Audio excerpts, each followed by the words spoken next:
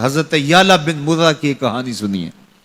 فرماتے غزوے سے ہم واپس آ رہے تھے، راستے میں پڑاؤ ہوا تو حضور ایک درخت کے نیچے استراحت فرمانے کے لیے لیٹ گئے، اور میری ڈیوٹی یہ تھی کہ میں تلوار لے کے حضور کا پہرا دوں.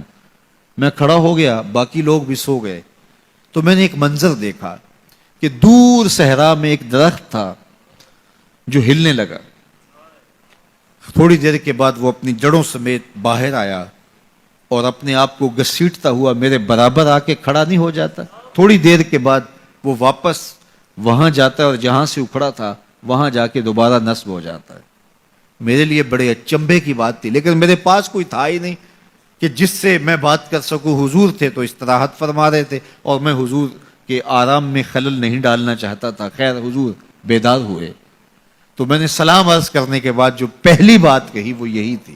میں نے کہا حضور وہ جو سامنے درخت ہے تھوڑی دیر پہلے وہ اپنی جگہ سے اکھڑا تھا، شاخوں کے بل اپنے آپ کو گھسیٹتا ہوا یہاں پہنچا، پھر میرے برابر آ کے کھڑا ہو گیا، پھر تھوڑی دیر کے بعد واپس وہاں جا کے نصب ہو گیا.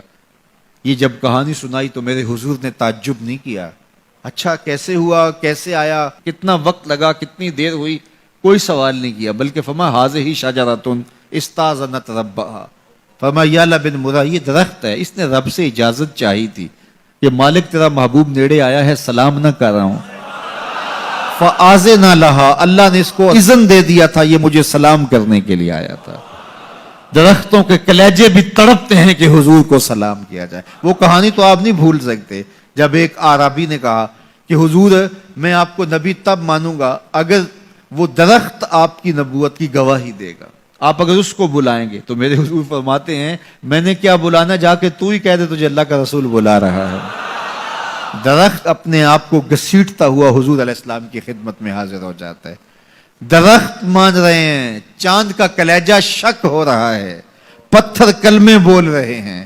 حضور کے عشق میں کائنات کے ایک ایک ذرے کا دل دھڑک رہا ہے. وہ کیا کسی نے کہا تھا زمین جل رہی ہے، آسمان جل رہا ہے، محبت میں سارا جہاں جل رہا ہے. پوری کائنات حضور کی آتش محبت میں جل رہی ہے اور حضور کے وصل کے لیے تڑپ رہی ہے. درخت ہوں، پتھر ہوں، اشجار ہوں، وہ اونٹنی جس پہ حضور سوار ہوتے تھے، غدبہ نامی اونٹنی، آپ تاریخ پڑھیں حضور کے وصال کے بعد وہ چارہ نہیں کھاتی تھی، چارہ چھوڑ دیا تھا، رو رو کے نابینا ہو گئی وہ اونٹنی، اور صحابہ نے اس کی آنکھوں پہ پٹی باندھ دی تھی. اس نے رو رو کے جان دے دی. جب حضور چلے گئے ہیں تو ہم نے جی کے کیا لینا ہے. آپ نے محبت کی لوگ داستانیں سنی ہوں گی، محبوں نے محبوبوں کے لیے کیا کچھ کیا، نہریں کھودی، تکلیفیں سہی، اذیتوں سے گزرے، سولیوں پہ چڑھ گئے.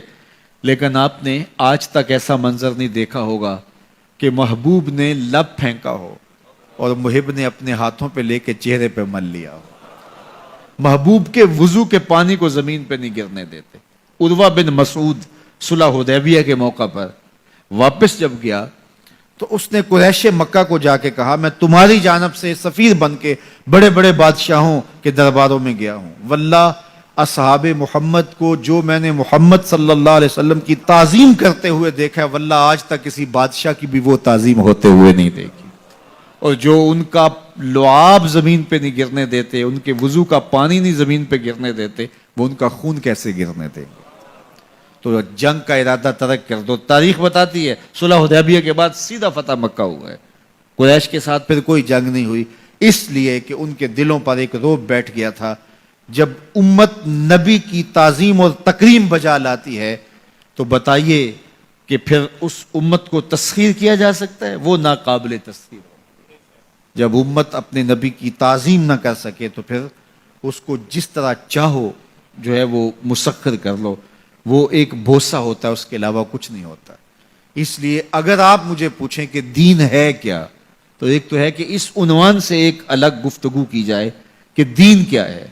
لیکن دو لفظوں میں اگر آپ مجھ سے پوچھنا چاہیں اور میں آپ کو بتانا چاہوں تو مجھے اقبال علیہ رحمہ کا لہجہ ادھار لینا پڑے گا. انہوں نے کہا دین سراپا سوختن اندر طلب، انتہائش عشق آغازش ادب. طلب محبوب میں تڑپنے کا نام دین ہے، جو ادب سے شروع ہوتا ہے عشق پہ ختم ہو جاتا ہے.